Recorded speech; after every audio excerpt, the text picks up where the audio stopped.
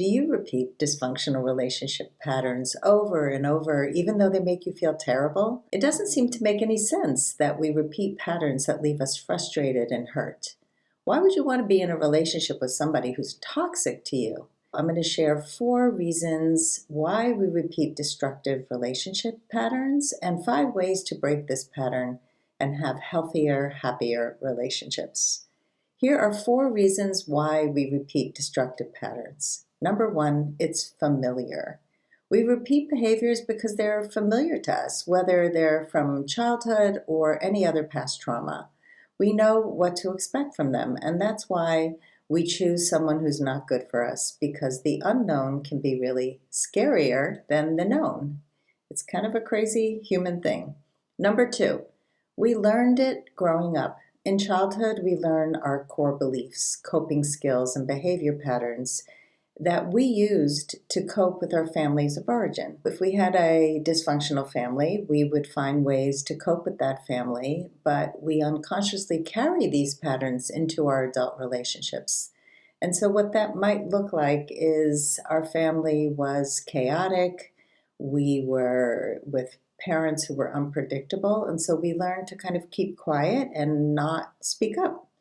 And that kept us safe in childhood. But if we carry that pattern into our adult relationships, we don't have healthy relationships. So we attract people who don't want to hear us, who don't want to listen to us, who we don't feel seen. Number 3, we want to heal our childhood relationships. However you felt growing up in your family, if you were powerless, if you felt unloved, rejected, unheard, or unseen, we have a tendency to be attracted to people who remind us of our most unhealthy relationship. So let's say we had a father who was cold, we attract a partner who's cold. We do this because we want to gain the acceptance or love of that person in an unconscious effort to heal the relationship with our family member. So we really wanted to get along with our father. We really wanted him to be warmer to us. So we choose a cold partner, and we hope that somehow, through our actions and our words, that this person is going to go from cold to warm. But unfortunately, it doesn't work. It leads to us recreating the role we played in childhood and experiencing a similar painful outcome. Number 4, we think we deserve to fail at relationships. If you were traumatized in any way as a child, you were probably told that you were the problem.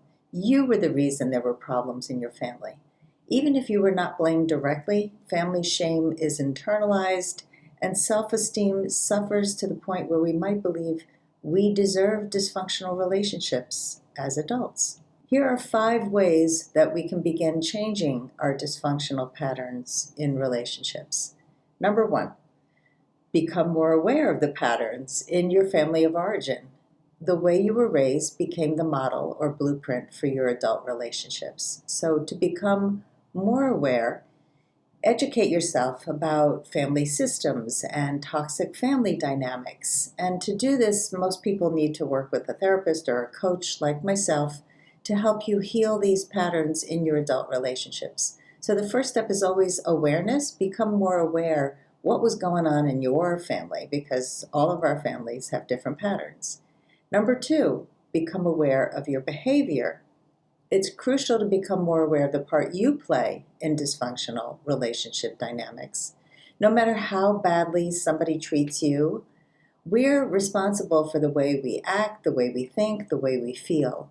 We can learn strategies to speak up, to become more self-compassionate, to set boundaries, and to attract healthier relationships. Number 3, heal your trauma wounds. We're drawn to dysfunctional relationships because of our core beliefs, such as a fear of abandonment, fear of abuse, some emotional deprivation. Maybe your emotions weren't tended to as a child, or a need for dependence, like you want to be dependent on somebody because you don't feel comfortable being on your own. It's important to learn how to feel lovable in order to attract healthy, stable, and loving relationships. And until you heal those trauma wounds, you're going to continue to seek out partners who are not capable of loving you. Number 4, Learn and practice new relationship skills. As you heal, it's important to learn new skills and tools, such as effective communication, boundary setting, self compassion, regulating our emotions, and practicing self care. These are all skills that we usually do not learn growing up, and it's something I absolutely love teaching to my clients. Number 5, practice self compassion. It is difficult to make big changes in how you do relationships. It takes time. So practice self compassion as you grow and practice new skills because it's not going to change overnight. It takes time. It takes time to make changes in anything in our lives. And we mess up. It comes out all wonky and weird, and we try to speak up, and it's awkward. But the more you practice and the more you're kind to yourself as you practice, the healthier you're going to be. Don't let the dysfunctional relationships of your past get you down. If you do the inner work and practice new skills, there is hope for better, healthier, happier, more functional relationships. Change is possible at any age, at any stage, no matter your background and your history. What is one small step that you'll take today to change your dysfunctional relationship patterns?